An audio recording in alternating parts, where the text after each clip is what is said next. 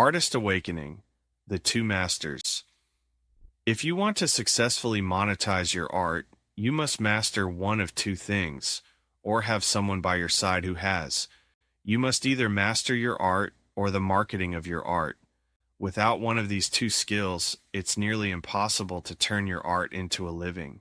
Because the hard truth is this: if you don't know how to sell what you've created, no one will ever know it exists.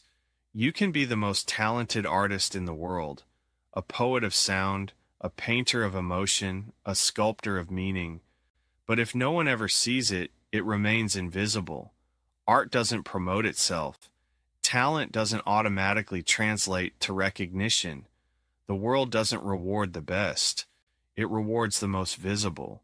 And that visibility comes through mastery of marketing or partnership with someone who has it. There is nothing wrong with pursuing the pure artist's path, creating for the sake of creation, losing yourself in the process with no expectation of return. That is a noble and sacred journey. But if you choose to turn your art into a business, you cannot ignore the reality that business is a skill of its own.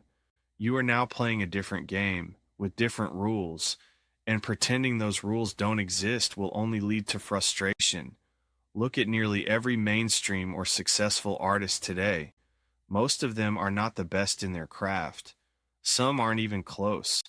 But what they do have are powerful people around them: marketers, agents, promoters, managers, individuals who are masters of perception.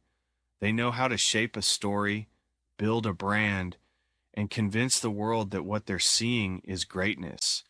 And that's the secret most artists don't want to admit.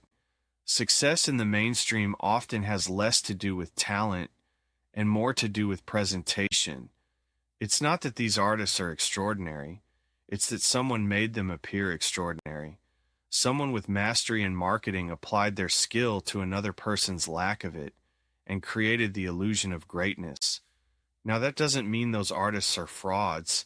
It means they understood something many artists don't. That perception is power. You might be an amazing artist, maybe even a once-in-a-generation talent, and one day someone may find you. They may see what you've built and want to help you. Maybe they'll invest their energy, their connections, and their knowledge into you. If that happens, I'll caution you: choose wisely, because the wrong person can exploit your brilliance, but the right one can amplify it beyond what you could ever do alone.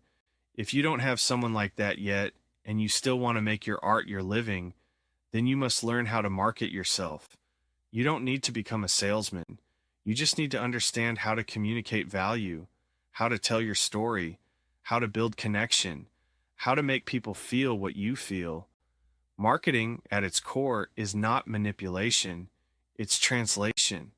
It's the art of taking what lives in your soul and expressing it in a way that others can see and understand. But it takes time and energy, and it will test your patience, because developing another skill, especially one so different from your creative flow, comes at a cost. It will cost you mentally, spiritually, and emotionally. You may find yourself questioning your purpose. You may feel torn between the purity of your art and the practicality of your ambition. And that's okay. That's part of the journey. There is nothing wrong with wanting your art to be seen. There is nothing wrong with wanting your message to reach the world. But you must understand, visibility comes with sacrifice.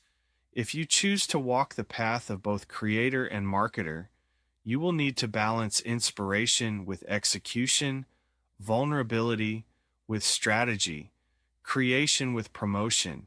And that duality can feel like a war. But on the other side of that war is power, the kind that allows you to live off your art without losing the soul of it.